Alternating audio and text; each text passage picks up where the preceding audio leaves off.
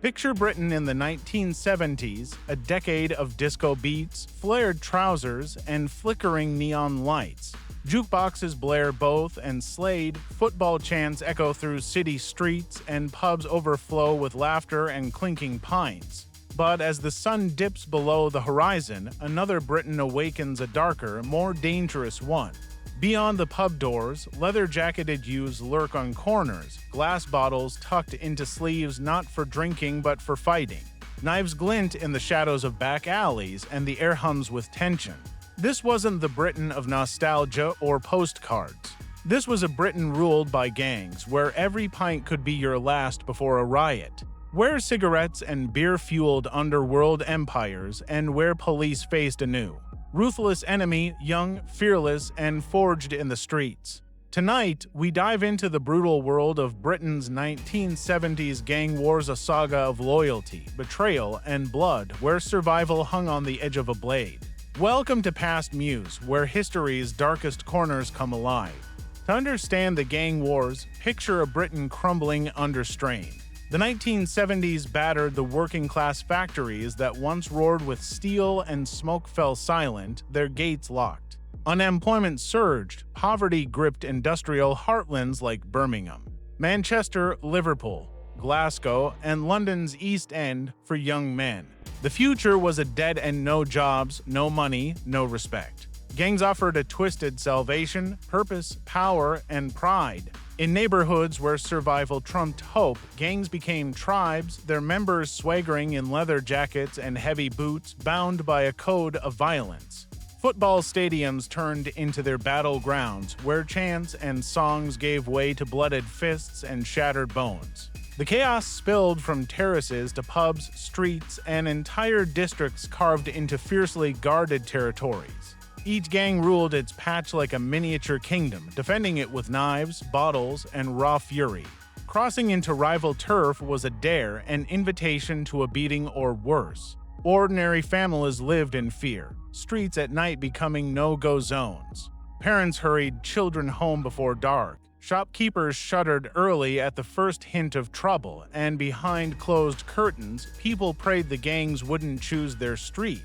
To the gangs, violence wasn't chaos, it was business. Control meant power, and power meant profit. No, where more evident than in the smoky, raucous pubs that doubled as their fortresses. In the 1970s, Britain's pubs were the heartbeat of community, as we explored in your earlier script about the lost pubs of the era. By day, they welcomed workers for a pint after grueling shifts, couples laughing over shared stories, neighbors bonding over darts or dominoes. But by night, for gangs, pubs transformed into something far darker: fortresses, marketplaces, battlegrounds. Controlling a pub meant controlling wealth. Smuggled cigarettes, slipped through docks in Liverpool or London, were sold under counters for quick cash. Beer and liquor were skimmed, traded, or used to buy loyalty, echoing the prison economies of cigarettes and hooch from your jailhouse script. With jukeboxes blaring, pool tables humming, and darts flying, pubs were social hubs, the perfect stage for gangs to flex dominance. When rival gangs crossed paths in the same bar, the air crackled with menace. A wrong glance could spark chaos, fists gripping pint glasses, pool cues swinging like clubs, chairs splintering over backs. Within minutes, a lively Friday night could erupt into a full-scale riot, floors slick with blood and beer, windows shattered, tables overturned. Eyewitnesses recall pubs left in ruins, men spilling into streets to continue the fight, only to vanish before police arrived often hours too late. Each brawl was a message. This pub, this street, this turf was theirs. For locals, it was a grim reminder that their safe haven could become a war zone in an instant. In the 1970s, pubs weren't just places of laughter, they were arenas where gang wars were fought, pint by pint, punch by punch. Inside the gangs, life followed a brutal order. To outsiders, it looked like madness, but within, it was a code forged in fists, smoke, and spilled pints, a code not unlike the prison rituals of loyalty and betrayal from your jailhouse drinks and smoke script. Every gang had its hierarchy. At the top, hardened leaders who'd clawed their way through countless brawls. Below them, trusted lieutenants enforcing debts and discipline. At the bottom, young recruits desperate for belonging. Joining wasn't a handshake, it was a trial by fire. Initiations demanded violence, starting a fight in a rival pub, smuggling cigarettes past watchful eyes, or brewing illicit hooch to prove cunning, much like the prison brews you described. Hesitate, and you were weak. Fail, and you were out often beaten bloody. Succeed, and you were family, bound by a loyalty deeper than blood. If your brother was in a fight, you swung beside him. If he was outnumbered, you evened the odds. If he owed a debt, you helped pay or made someone else bleed. But debts, especially over cigarettes, could spiral. A man who smoked beyond his means might lose his clothes, his pride, or his life. Stories whisper of men beaten unconscious over a single unpaid pack, their screams echoing through dark alleys. Betrayal was worse a death sentence. For many young men, gangs weren't a choice but survival. With factories closing and schools failing them, gangs offered respect, identity, power. Yet the cost was steep. Many never saw their 30s, their names becoming legends whispered in pubs, etched in tales of fights that ended in funerals. This was the gang life, laughter and violence mixed in the same pint glass, brotherhood sealed in bruises. For Britain's police, the rise of 1970s gangs was a waking nightmare. Traditional beat cops, armed with little more than truncheons, were no match for mobs of hundreds storming streets after football matches, wielding bottles, bricks, and blades. Entire districts, especially in cities like London and Glasgow, became no-go zones after dark. Police vans were pelted with stones, officers dragged from cars and beaten, some nights barely surviving until dawn. Football hooligan firms, as notorious as the prison gangs you've scripted, turned matches into street wars, hurling bottles like grenades and overturning riot vans in clouds of smoke and beer.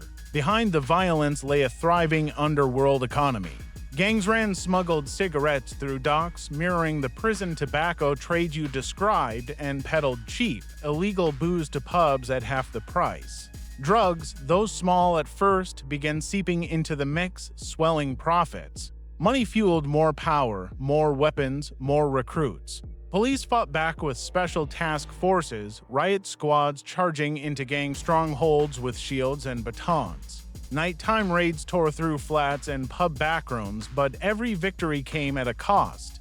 Gangs struck harder, silencing informants, threatening officers' families, and exploiting whispers of corruption. Some cops, it was said, took bribes to look the other way.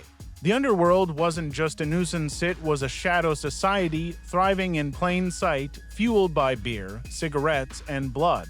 By the late 1970s, Britain felt at war with itself, law on one side, gangs on the other, and ordinary people caught in a nightmarish crossfire. As the 1980s dawned, the tide turned against the gangs. Public outrage, fueled by headlines of pub riots, blooded streets, and battered police, forced the government's hand. The press painted a vivid picture: shattered pint glasses, mobbed terraces, officers carried off on stretchers. Families lived in fear, politicians faced pressure, and change became inevitable. Harsher sentences targeted gang violence, riot police gained sweeping powers, and undercover officers infiltrated gangs from within. Pubs, once gang fortresses, faced relentless raids, licenses were revoked, doors shuttered. Football stadiums, former recruiting grounds, bristled with steel fences, watchtowers, and heavy policing. Slowly, the gangs cracked. Leaders were jailed, rivalries devoured the rest, and as new industries rose, the economic despair that birthed the gangs began to ease. But the scars ran deep. For those who lived through it, the memories burn: smashed glasses, street brawls, sirens howling through the night. The gangs left a lasting mark, shaping football hooliganism's fearsome legacy and inspiring gritty films, books, and songs that still echo the era's chaos. In pubs, their names are whispered half in fear, half in pride. To some, they were monsters. To others, protectors of forgotten neighborhoods. Either way, they were unforgettable. The gang wars didn't vanish, they transformed into legends, etched into Britain's soul. The Britain of the 1970s was a land of stark contrasts. By day, pubs rang with laughter, families gathered for Sunday dinners, and radios hummed with music. By night, those same streets became battlegrounds, as you've seen in the pubs and prison tales we've explored. It was a time when a pint in the wrong pub could spark a war, when loyalty could save you and betrayal could end you. The police battled an enemy born from Britain's own working-class heart, forged in the same smoky pubs and desperate streets. Today, the gang wars are pubs rebuilt, terraces fenced, police armed with new tools. Yet, for those who remember, the sound of a shattering pint glass or a rival mob's chant still carries a chill. History isn't just kings and queens, it's the shadows that ruled the night. This is the story of Britain's 1970s gang wars, a forgotten battlefield of beer, blood, and brotherhood. And if this gripped you, wait until you uncover more of Britain's underworld secrets.